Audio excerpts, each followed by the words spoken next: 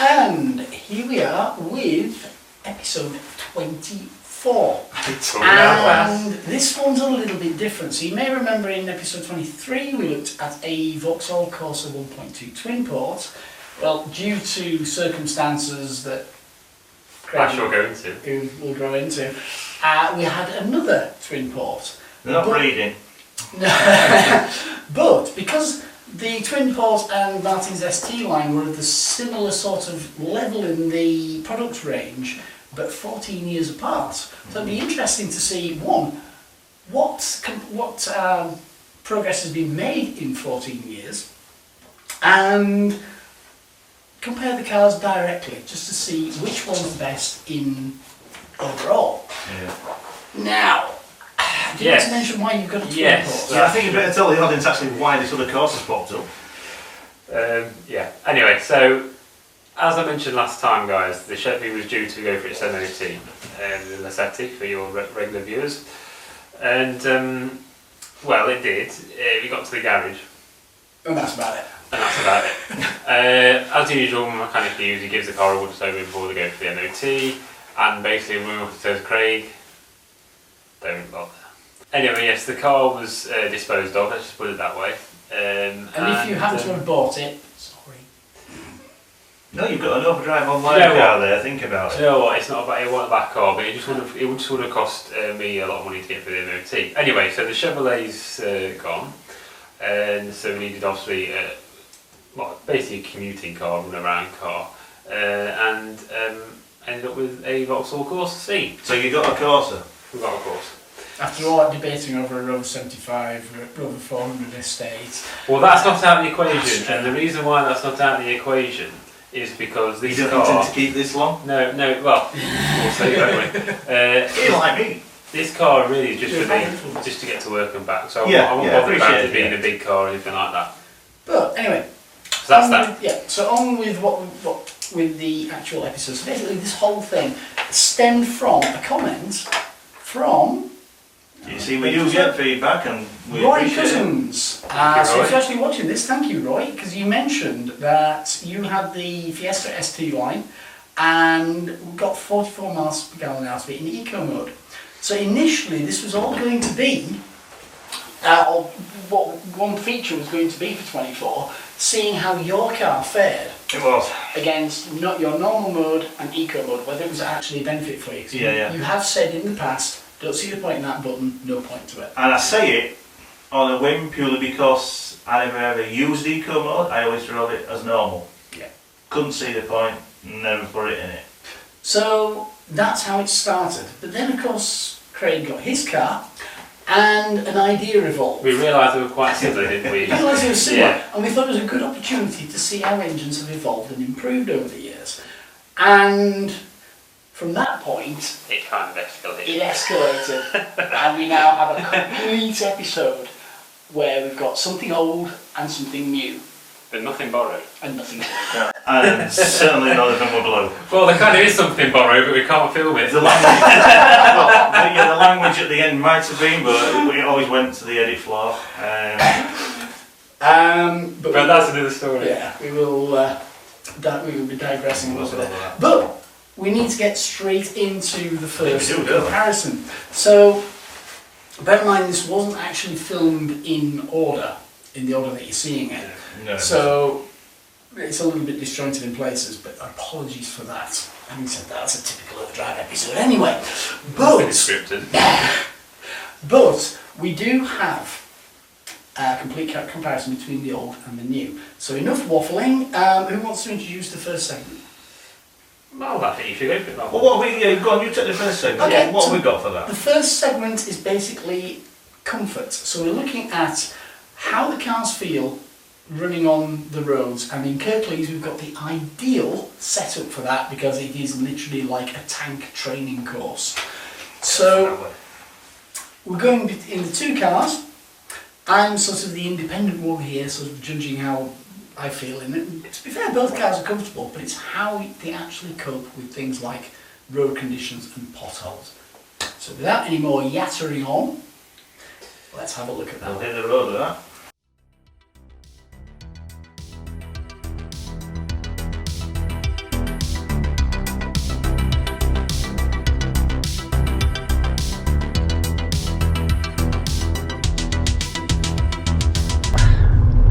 Comparison between the two cars, the Fiesta ST Line and the Corsa SXi Plus, and we're just looking at the general handling.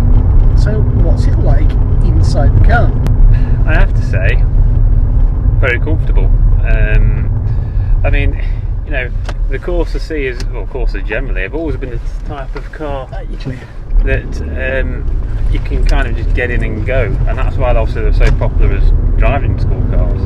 These seats, just like in the old one, I've different material than that, but they're the same sort of seats, and I've always found them very comfortable. You can get a comfortable driving position, you know, pretty much straight away, which hasn't been the same for every car I've had.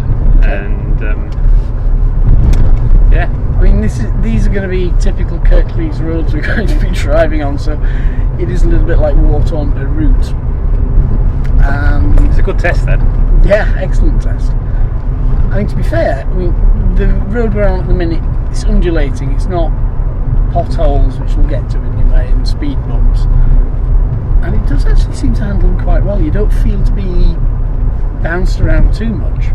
Yeah, it's fairly thick sort of tyre, so you know, it does soak up a lot of the. Yeah, that is quite an important one, because a lot of people like to get their, you know, large alloys in there, and the tyre gets to be thin, and of course then you've got less tyre to actually soak up the road bumps, and that's just as important as the actual suspension in terms of your interior comfort. It's safe. Yeah, it's safe. It's not designed to be an out and out sports car, but it's certainly very predictable. And the thing with these as well is the suspension's a little bit stiffer than the standard Corsa. Slightly, anyway. yeah, slightly. It's sort of in between this. This is sort of in between the standard Corsa and the SRI, isn't it? Really? That's right. Yeah, it's sort of a halfway house. It's meant to be slightly sporty, but they didn't really change it much in terms of the powertrain from a standard car. Just slight differences on the exterior. That's all. So we're hitting a typical area of Kirklees now. That's West Yorkshire for you guys that and we're getting the patchy, hole-ridden roads that we're getting. This one isn't particularly too bad by comparison to some that I can think of that aren't too far away, but it is typical of a road in the Kirklees area. Yeah, plenty of potholes. You know that tracking you had done? Yeah, it's just out now, yeah.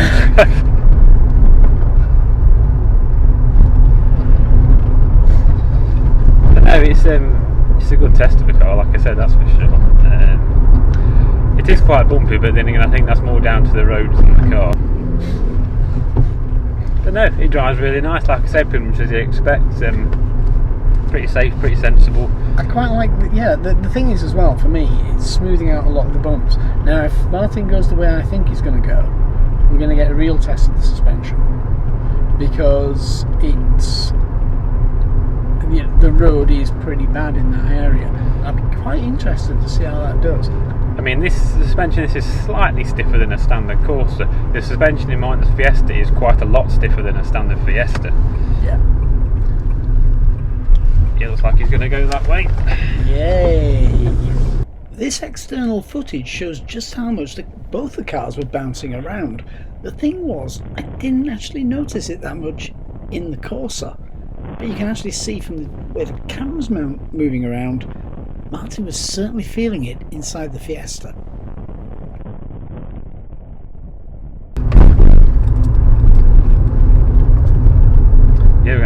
test here over these sleeping policemen. Yep. You know what? Actually, we've gone down the road and I haven't actually said anything about it, and I don't actually remember feeling any serious bumps yet. In most cars that I go along that road in, you can really feel it. Yeah. That's how I felt it. Yeah, I think he's going to be feeling it more than us at the moment. That's fair to say. So the Corsa came out quite favourable. Now, let's see how we do in the Fiesta. Right, so quick journey around on the roads in Kirklees again. Yeah. Just basically seeing how the feel was, or it's different in this compared to the my other. Fiesta. Yeah. Now, as you can see, we're bouncing up and down because we're going over these horrendous, stupid speed humps. So yeah, and really, let's say for a ride around here, this is not exactly the mega suspension that's on the full fat ST. Yeah, it's toned down from. It is, but it is what their starting block was for the ST. So it is the same sort of setup, but not tweaked massively. Caution.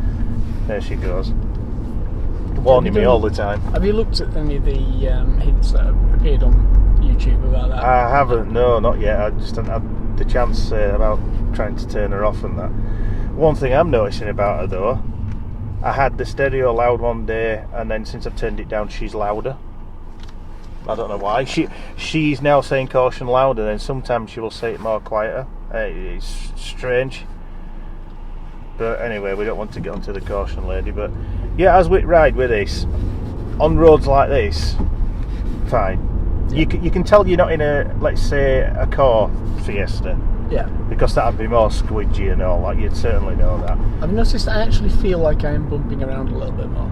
Yeah, it's not one of those that'll, let's say, feel every pebble on the road. No. Oh, But it's forgiving yeah. in places. But yeah, you get into a full fat ST and you'll know the difference between this and that for its suspense. Well, I wouldn't say it hurts. It's what that car needs for the nature of the car. Well, I mean, I remember being in the Rover 800 V-Test Sport. And Caution.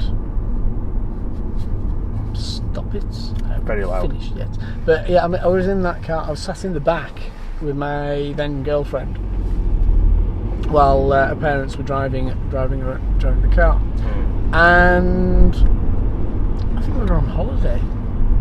But you felt every single little undulation of the road. It was like being in a 30-mile-an-hour Blackpool tram. Yeah. Of the time that was there, because you felt the whole bumpy and bits. I mean, the new ones are really smooth, but those were really they were the originals. And it felt terrible especially when you were on the motorway. But if you were in the back, if you were in the front, it was brilliant. It was a fantastic ride, nice and firm. But on the back, because you were sat on the suspension, it was awful. You see, the thing with this, it's only an ST line. Yeah. We've only got your litre engine in it. It is a nice little run around, a mild pocket rocket, let's say, but it certainly doesn't need a hard ride.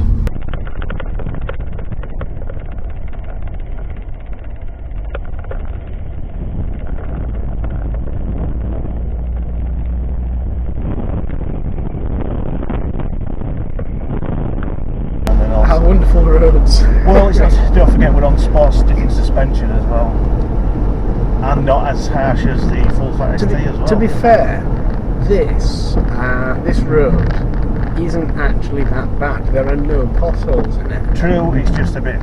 It's just The up shape, and down. yeah, The shape yeah. due to the lie of land underneath. Most of the roads in Kirklees you'll get that problem with, generally because you're bouncing around like you're on the moon. Not that I'm having a dig at Kirklees Council, but when it comes to roads, they're Well, I am.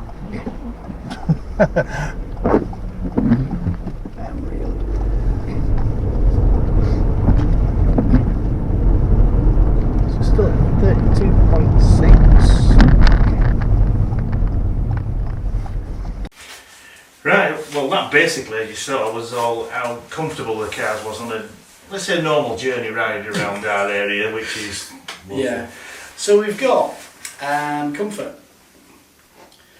Now, so we've got Corsa, Fiesta. This is in effect going to be a scoreboard, isn't it? It is. We don't win any prizes at the end of it. Now, bear in mind, I'll put this up on along with it. Yeah, you guys will see. Prize is the only prize you win or lose, Mark. Why did I think that? Right, continue. This is going to be So- interesting. Say nothing. Comfort.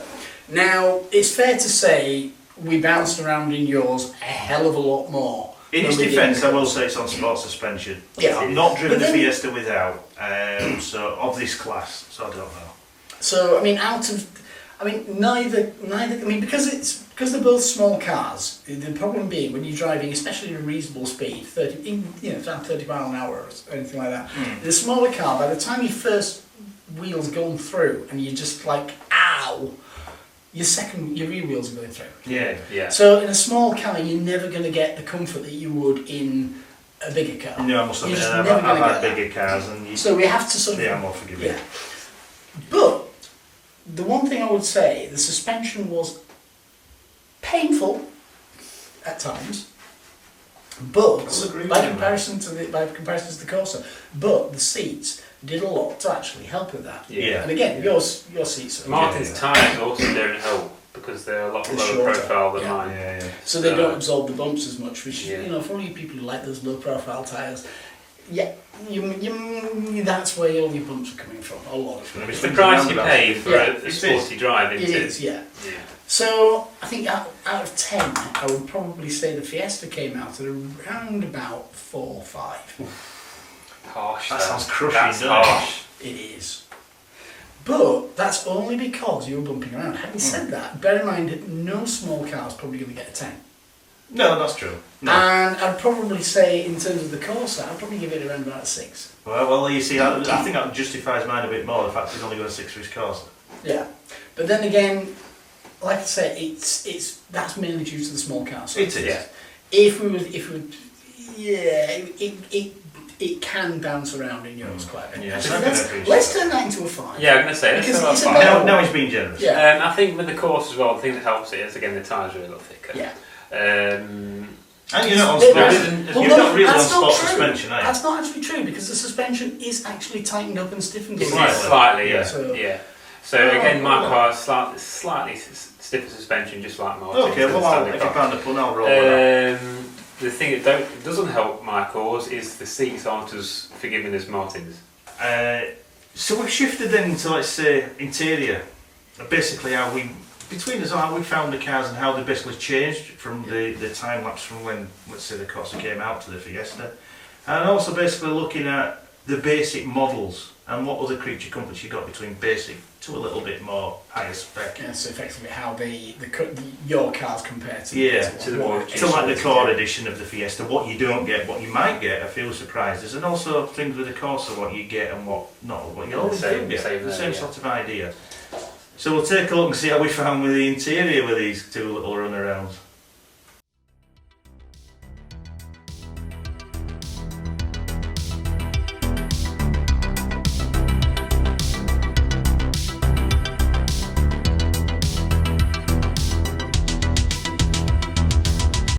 This is the base spec ST line, isn't it? You can't get no lower of an ST line than this. Basically, you're going upwards from this, opting for bigger screens and things like that.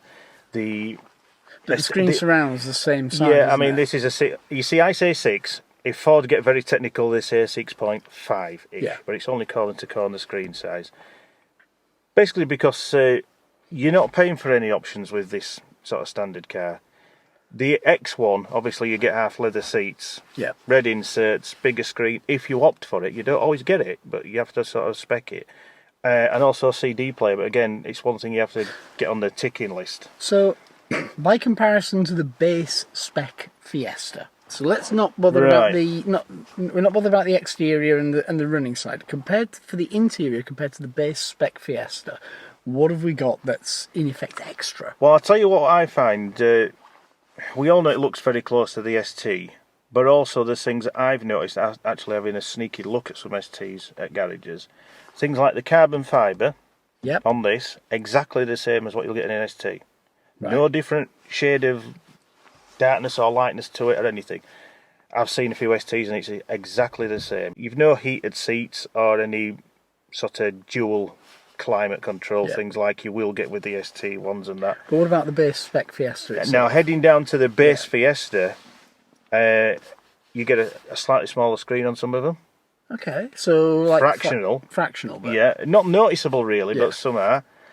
You go right down to the core one, and you don't get things like the built-in sat-nav and stuff with them. Right. Some are very basic. So basically, it turns into a screen. Yeah, it's nothing but a little entertainment screen and that. Yeah.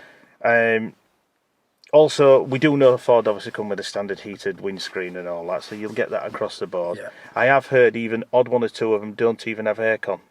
Right. Because this is a sort of partial sort of a climate thing.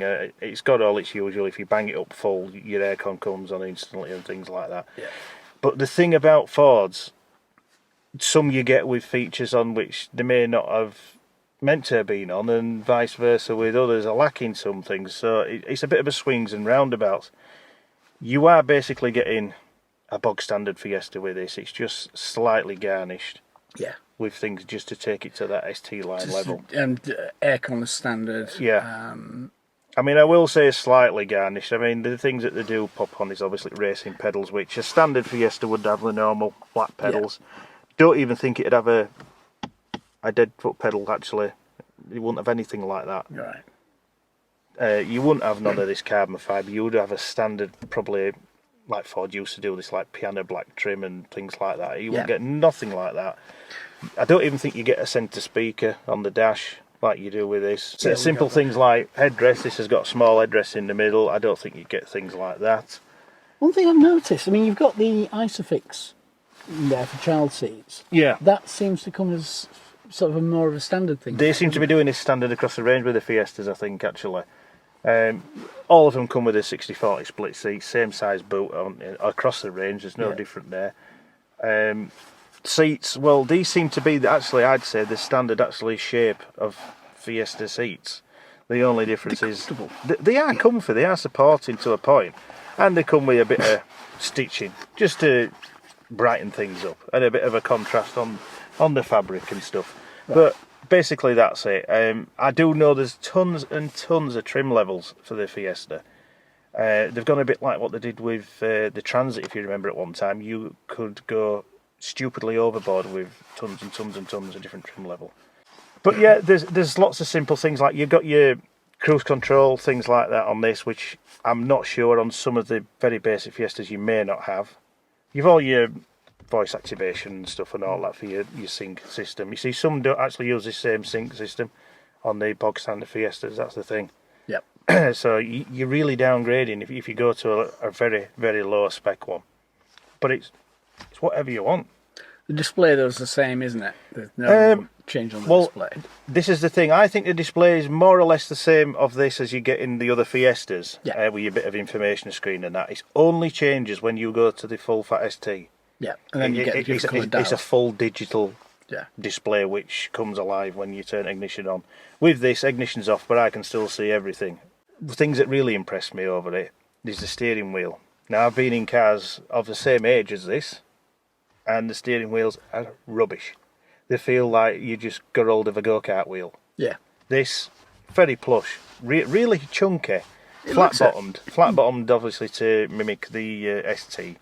You don't get no badging on the steering wheel because it's not an ST, but you really get a nice, really good, well-bolstered leather steering wheel, which is nicely stitched, really well. Turns to full lock effortlessly. Yeah. In about, which is what you need. Yeah. I think it's about the same as ST. I think it's about 2 points, something turns to nearly 3 or something to go full lock or whatever. It's a really good usable one, and they do claim you can rub anything into this, sun cream, all sorts, and it doesn't harm the steering wheel at all. With this, the shift, obviously you do get the metal strip through. A lot of the more basic ones just get the normal gear top. It looks quite worn, that's the thing. I pointed this out on my review video to Craig. And I were claiming that it looks like I've either got like a ring on, and every time I change gear, something's catching on it and scuffing it. It basically looks like I've been driving it for. And it's just the nature of how it's gone. I've never tried polishing it up or all, but it will wear back to that, even if I managed it, and it's just is as it is. I remember my Puma I had, which had a solid metal ball. Yeah. And I actually took that off and polished it up, and when I'd done, it was really mega shiny. Yeah, my MGTF had. Yeah, and the thing is, lower down at the back end, and probably it's just the back end. It's very shiny. Fine, yeah. It's just had a natural wear. Yeah. But I'm also finding the rubber parts at the edge here where it joins look like they start to wear. I don't think they're built to last nowadays, I'm afraid. But as I say, you get a basic Fiesta, you do not get this with the metal strip through. This is a copy of like the ST. Yeah. It's the same sort of setup. So Ford have this habit of playing with things when they're making the cars. They think, we'll put this on that, leave it off that next one. I sometimes think, in that month of building, have they got to get rid of some parts? Yeah. So all I'll say is, if you want a decent interior with your Fiestas, try and look through every model from really cheap spec going up to this, and see what you want to spec for them. But I find this a usable, workable interior for me, and it's just as I want it. Okay. And moving from a Corsa, well, it's leaps and bounds, as you'll see. Oh dear. Continuing with our comparison between the Corsa SXi and the Fiesta ST line, we've done the interior of the ST line. Now we're having a look at the interior of the SXi Plus. And that's the important bit. Anyway. So what's the difference between this and an absolute Bogo standard? Well, the Bogo standard Corsa of the time was the Life. That was the sort of the base model. Yeah. And it wasn't dead basic, but it was quite basic compared to this in a way. Anyway, so yeah, that was the base model. This is the SXi Plus, which was basically, a run-out model of the Corsa C before the Corsa D came out. Yep. I think they only made it for a year or so, something like that, last year production. Anyway, so yes, it's SXi Plus. The main differences, over a Life model anyway, you've got a bit more equipment, obviously. Yeah. So you've got the alloys on the outside, 15-inch alloys. You've got the, what I think they called them, projector headlamps, with the more sporty look at the front. They do actually make a difference to projector headlamps as well. Yeah, it is quite good actually. Yes, they're not bad. Also, a few more luxuries inside. The Life model only came with a driver's airbag. This has got a passenger one as well. Yeah. Obviously, like I say, you've got a slightly more sporty look to the steering wheel with this sort of perforated leather. Mm-hmm. Same on the handbrake gaiter and the gear gaiter.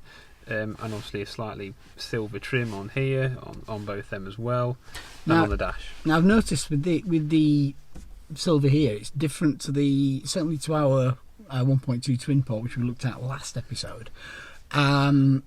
Different material, different finish, so it's more of a silvery look rather than more of a slightly sportier look. I suppose it's meant to sort of be into it. And obviously you've got your white dials, of course, as well. Yeah, I do actually like the white dials, to be fair. Which are quite nice. Yeah, again, just to emphasise it as a slightly sportier car. The SXi Plus is a bit of a difference over the standard SXi, which again has all these features. Yeah. The SXi Plus basically adds the tinted rear windows. They're factory tinted. Yep. Not completely black, but just slightly darker. Yeah.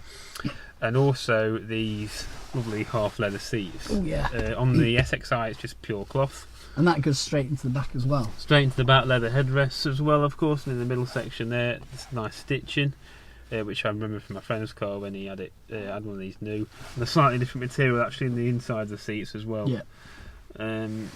They're roughly the only differences from an SXi to an SXi Plus. Now, I'd say the door cards are certainly different to the one we have. Yes, they're leather as well. That's another difference on the SXi Plus. Yeah. Because the SXi, they're just cloth. And in a bog standard Life or something like that, you'd end up with the cloth interior anyway. There. I noticed it's that. I'm pretty sure, as I said in the twin port video, I'm pretty sure that Vauxhall got a job lot of these things, Couldn't sell them on to anybody else, so ended up stuffing as many as they could in their own cars because they're just everywhere. Yeah, in the these range. CD30 radios. Yeah. They're in Corsas, Astras, Zephyras, you name it, they're in them. The only difference on this one, like we just mentioned, is it's silver trim on this spec. On the front panel, yeah. You'll notice, quite surprisingly actually, there's no aircon on this car.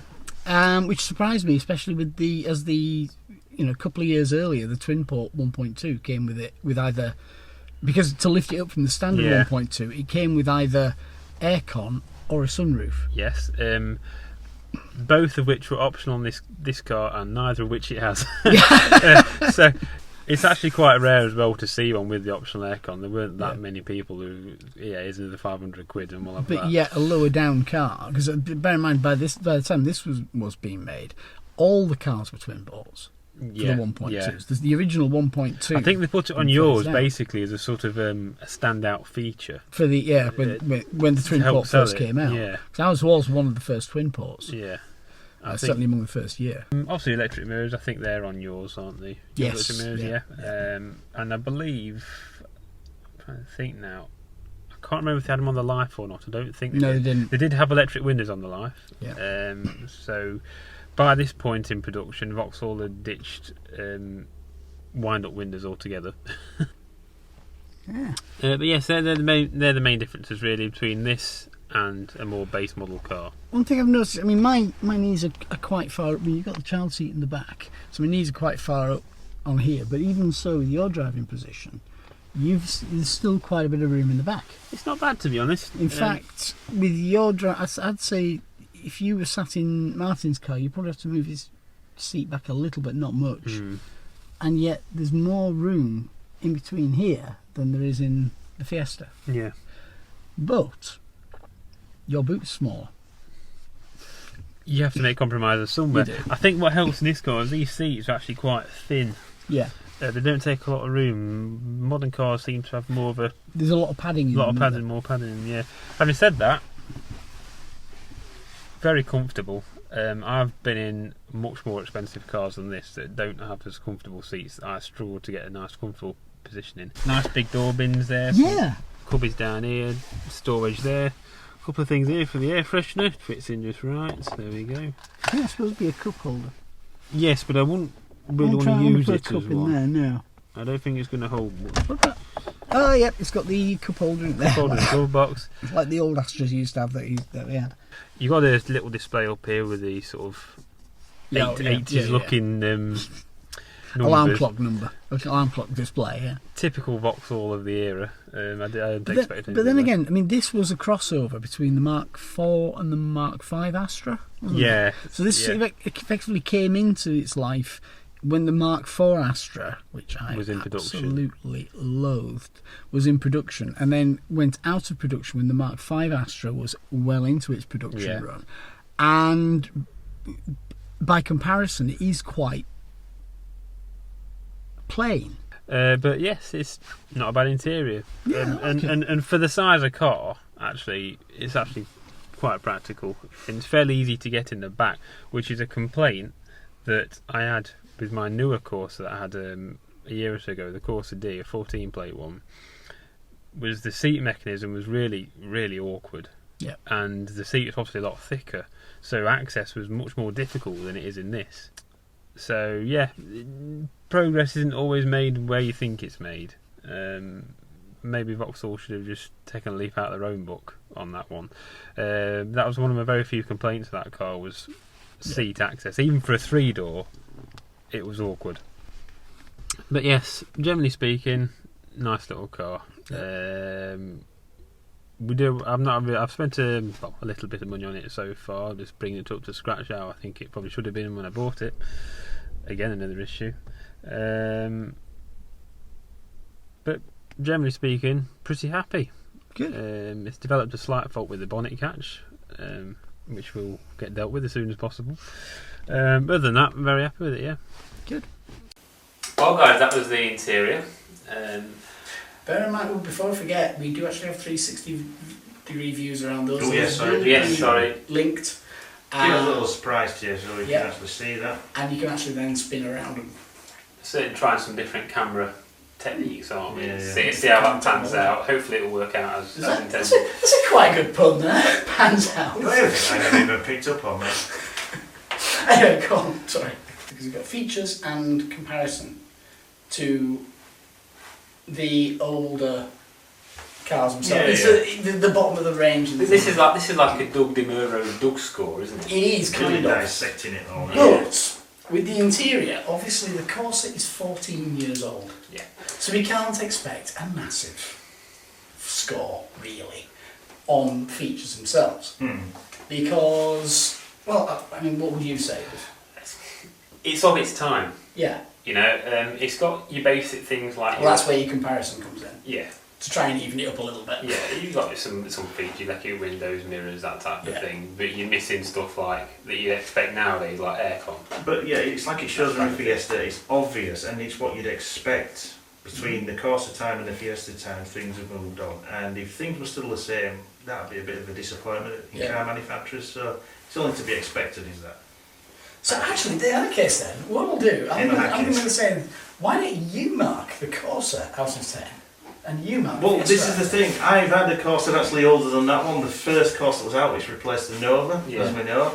And it was woeful. Which everywhere else was the second Corsa. Yeah, it was woeful plastics and things like that, very greyish and all that. And you were lucky if you got actually some fabric trim on the door cards. Yeah. Now, bear in mind, you've got leather trim, or half leather trim on the seats, you've got leather dog cards, Yeah. and you've got the standard stereo which came in the mall, to be fair. Yeah. So nothing special there. And I've had Astras of that age of what Craig's Corsa is. So, scoring Craig's Corsa. So in terms of features, So you've got to take into account the age of the car. Yeah, it's tough when we're having to take the account of the age of the car. I'd have to just do a middle of the road and give it a 5. I think that's fair. okay. Because of the age of the car. If it was a lot more newer, but still had these harsher plastics going on, things like that, I'd have to lower it. If it was a year-old car like that interior, we're talking a completely different Now, score. speaking of the harsh plastics, I mean, we're going 14 years on, But this is the thing that I've touched on. and with you've that still fact, got I can see harsh what's coming. plastics on the door And cards. people know that I pointed it out on the door cards. Well, there we go.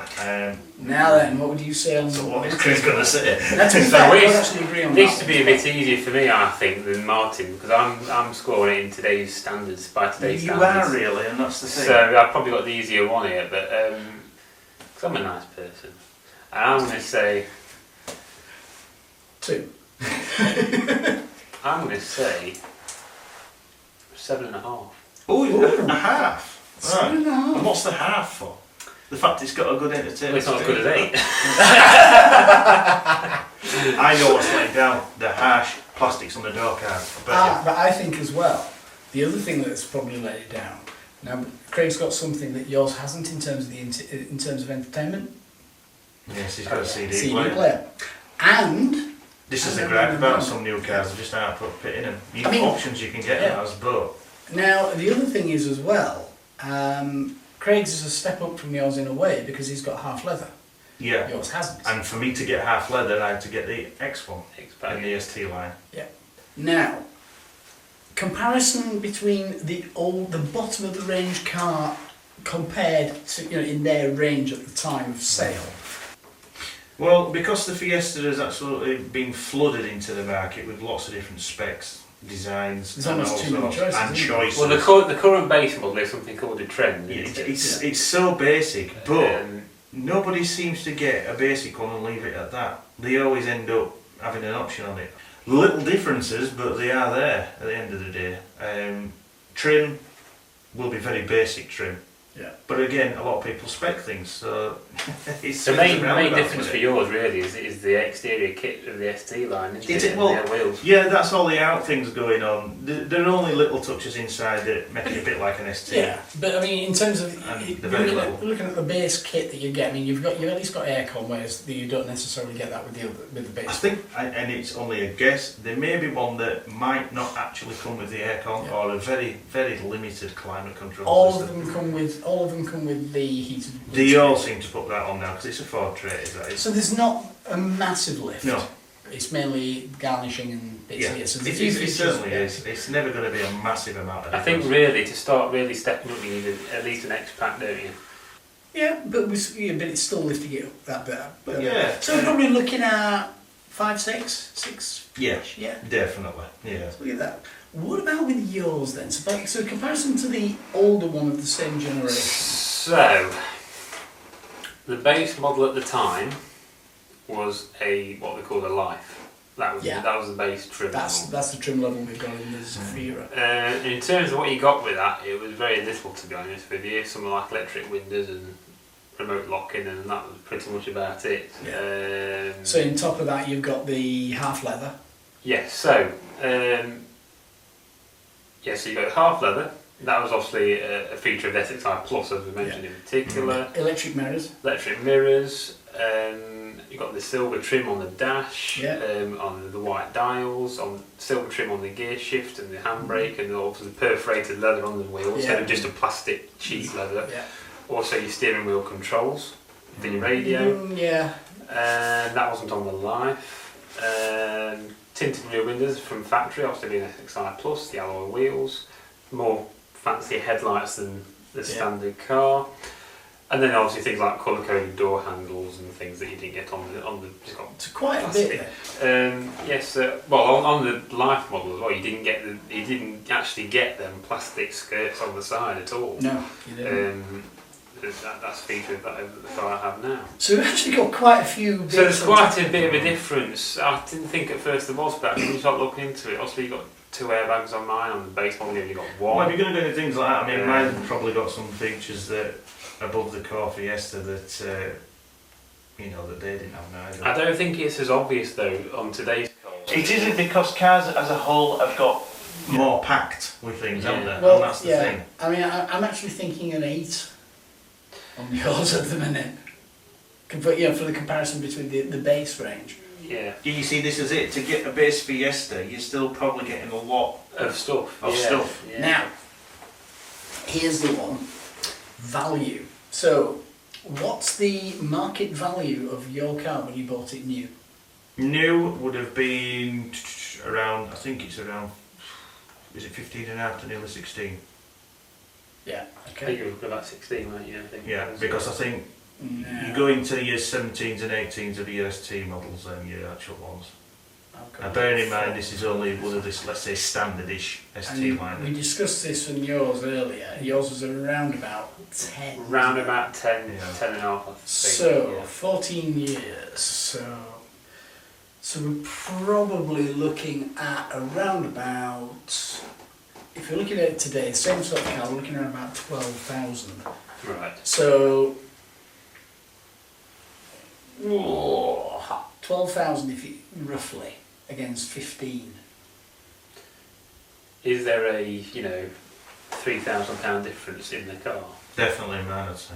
Well, you see also with the Fiesta as a whole, well, not as a whole, but most of them, they've also got lots of safety features as well, which back in 14 years ago... Well, yours was ABS and airbags, wasn't and that's it. 2. Martin's has got 6, so you can float it to the bottom. If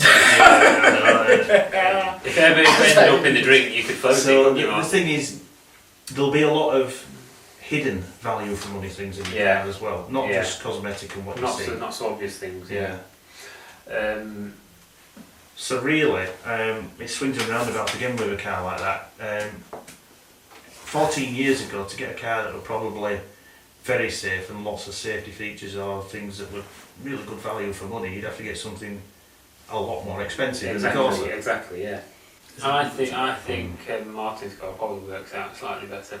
Yeah. So what about as a general? 5 for yours, 8 for Martin's? I'd say 6 for mine, and I'd say 8 for Martin. Now we move on to the MPG side of the video. Now it's a 9-mile run, the circuit that we did around the local area, up and down, plenty of bumps, plenty of there's some longer straights and a lot of curvy roads as well. Martin's car did a run initially in normal mode. It's normal mode that I'd always use. With a 27.9 figure. Yeah, 27.9 miles. Which I thought wasn't too bad actually, considering it was just a 9 mile. I suppose. And that was obviously around that 9-mile run. So yeah, not bad at all really. No. Now don't forget I was going into this with my eyes wide open, not using an eco mode. never used it, so we'll find out the difference, won't we? Yeah, exactly, yeah. So Martin's second run in the Fiesta was filmed in eco mode. I should not give away the figures just yet because it's all in the video. And then obviously the final one we did was in my Corsa, which doesn't really have a mode, it's just Corsa.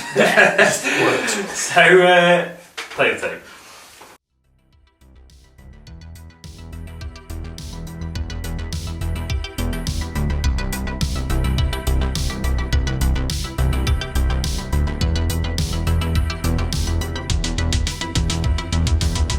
The course devised to test the two cars is quite long. It's a 9-mile run with some ups, downs, nice long straights and a few cornery bits as well where the cars have to slow down, which should give us a reasonably good average miles per gallon over the run. So let's see which one's best. We're doing the journey in eco mode. We've done this journey once already. We had 27.9 miles per gallon average. We're already up to 16.2. In fact, we're actually a higher average miles per gallon than we were. You see, this is probably going to teach me a lesson purely because I'm never driving the eco to work or wherever. And after the results of this, I probably might even. So it does sound. Well, I say sound, but it sometimes feel a little bit more. I won't say not somewhere quite right, but it just feels like a different car. Things were going well. We'd hardly started and we were already noticing a difference between the original run and this new eco run. 30.4. 30.3. I feel like now that I'm the car that's trying to catch the course.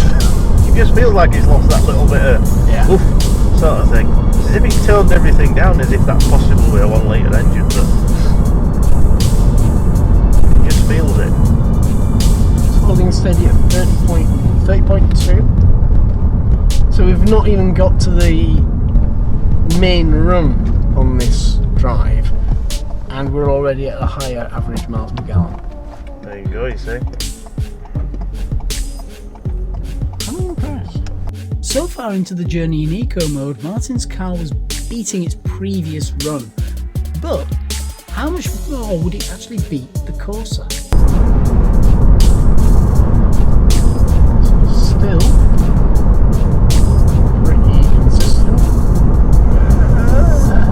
Yes, it feels like that Corsa's pulling away all of a sudden, and I'm having to really now struggle to catch him up, which I just find a bit odd as we go straight into some nasty weather. 31.4 average, just a hit. With the long run before we got into Melton, the car should pick up miles per gallon quite well, but would it be enough to keep that mileage high as we went through the village itself?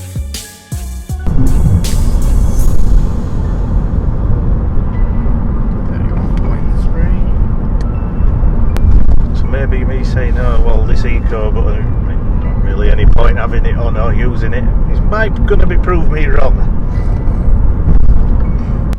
Just hit 32 miles for an average.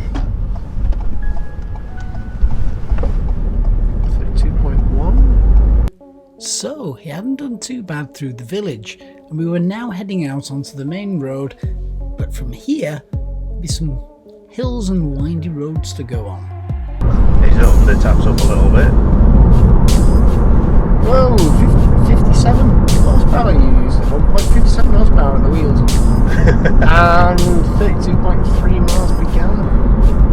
There's the current status.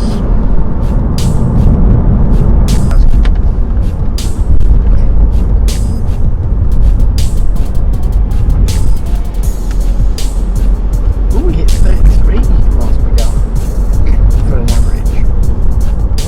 Just dropping for a minute because we're going uphill. Yeah, because we're going uphill. Still 32.8. Taking it steady up the hill, so very narrow hill.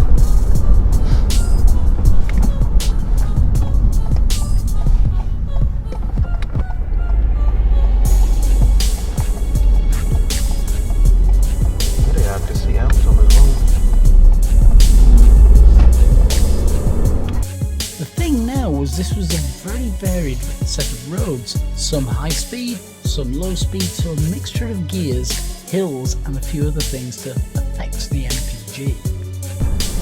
Still not doing too bad. Whole thing's doing quite well.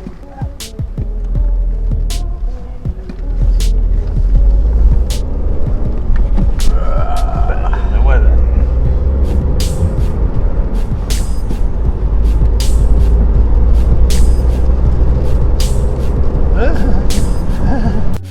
We were now approaching the final parts of the actual journey, so there was a bit of an opportunity to bring the average miles per gallon back up again. So still at 32.6. So this is going to be an interesting find, this, with the Eco compared to a normal driving without it on.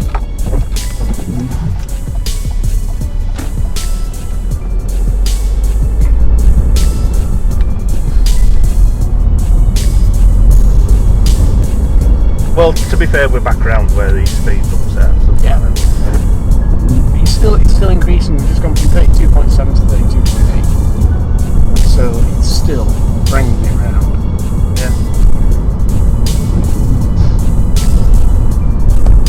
That is amazing, that.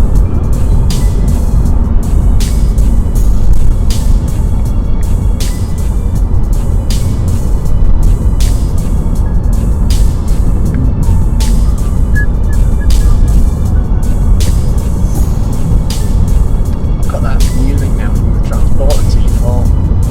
Oh, Right, you know, it's funny you should mention that. I saw that during week. Oh, Yep, and I was not going to realise it was that vehicle until I did the double take and saw on the bonnet where it said the T4 with the striping and all that on it. And then I thought, it is. it's that one. And as it passed, the music popped into my head, and all I thought was the window going down with the squeaking and all that, and it all came back to me. And I thought, well, it's still running. I thought that had been long dead by now. Yeah, I was amazed to see it. So, Okay, and we're back into the car park, and we're currently at 33.1. 33.2 we flashed up to. Yep, 33.2 again. so that just shows. And my automatic headlights will come on as the sun's come out. So it was time to do the journey again, this time in Craig's 1.2 Corsa twin port SXi Plus. Right, we don't want Martin's average. That was Martin's average on there, 33.2 that we got on the Eco run. 27 point something on the other run. So reset that, back to 0. Let's go. Let's go. Let's see what it can do. So we're now doing the 1.2 twin port. This is the SXi, so it's no different to the twin port we did that I did a couple of weeks ago in the last episode, apart from trim level, which I have to say I do like the display downside better, but hey, that's it. Well, it's an SXi Plus technically, but Okay, but yeah, it's still, it's not, the key thing is it's not that much different No, it's to not. what we had before. yeah. Right, so let's go and see what a 14-year-old Corsa can do. Yep, 1.2 twin port, let's see what the average miles per gallon are.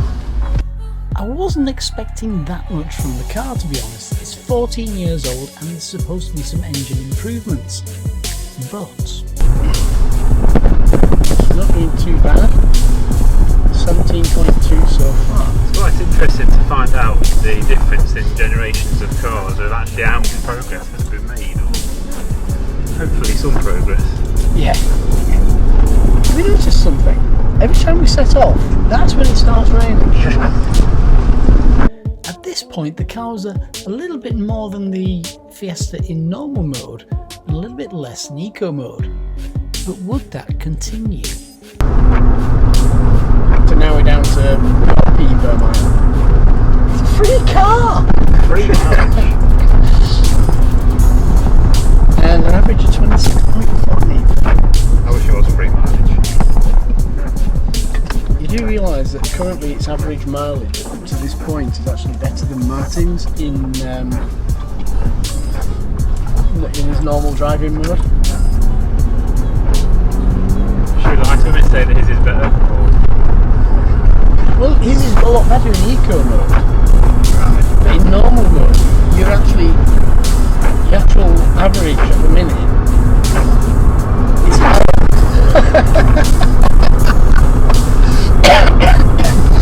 This is going to be a bit more of an interesting test than I thought it was going to be. As we were going along the first long run, things really started to get interesting. He's going to love you. Oh god. Speaker. Hello? I hate to tell you this. What's up? This car's beating you. This what is? This car's beating you. It's beating me. Yeah. What the hell? Edit that bit out. I don't know what to say on that. So, yeah, we've got an interesting conclusion at the end of this if this carries on the way it's going. Oh dear. Oh, no. This is going to be a decent video, this. You still want that ST? Yeah, because I've read that about.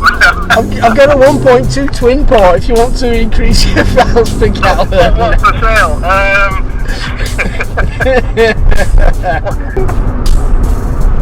Well, I'll let you contemplate that. Well, contemplate. Try on to me touch-screen display, I think. Can't believe that. I'll see you in a few minutes then. Yep, see you in a bit. At the fuel station. Things didn't get much better for Martin as we carried on the journey.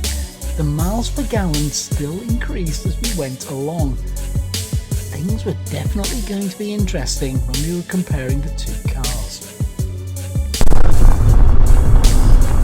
I'm not going to show you. Right. I'm going to show Martin first. Right. Make sure you've got the. I'll show you after.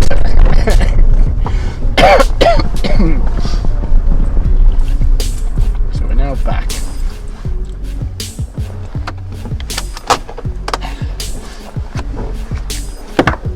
Okay, turn your engine off.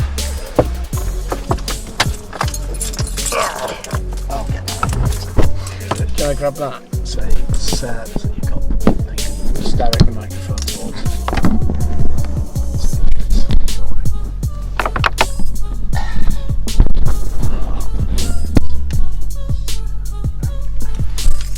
Still recording. See, now you can be a professional cameraman. Out the car we get.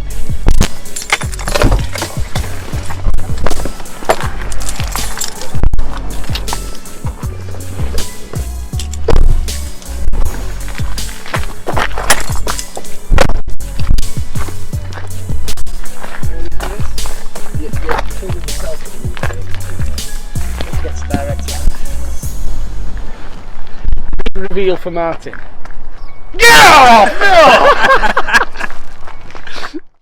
That was the MPG runs, and as you've noticed at the end of that one, I gave Martin a bit of a shock.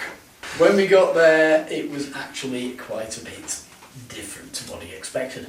And me, to be fair, I didn't expect the result that we've got. Now, at this point in time, you don't know what the miles per gallon is. I do. That's true. To be fair, these are working out quite similar. In fact, really, the course is sort of losing a little bit here. But we're on to the last part now, which is miles per gallon. So we know that Martin's came out at 33.2 at the end of it. Martin, do you want to say the number I showed you at the end of that video? Or do you want... I can't bring myself to say it. The course, so Martin's in eco mode brought out a 33.2 miles per gallon, which is over the 27.9. And that was up, yeah, that was up in that, yeah.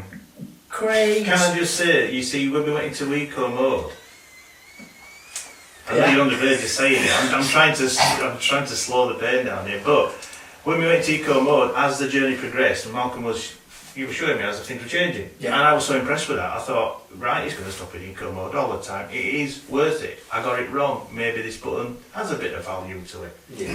Brake continue. So Craig's car, without an eco mode, managed to, on the same run, in the same conditions, because it rained every time we set off, actually managed 40.1 miles to the gallon, which has actually swayed this entire thing. You got it the right way this time. Good. Actually swayed the whole thing into the Corsa's favour. The difference was massive. Now let's not forget, it might sound like I'm trying to defend my car here, but let's not forget, Well, mine is the 1 litre we've got smallest CC. We've got the post-mortem coming up. Yeah. We'll go through that. I will just say that So, as defence. yeah, and a bit of a shock conclusion. So basically, if you want really good value for money, really good fuel economy, buy yourself a 14-year-old Vauxhall Corsa 1.2 twin port. And on, as they used to say on Top Gear, on that bombshell, we'll see you in the post-mortem. Bye.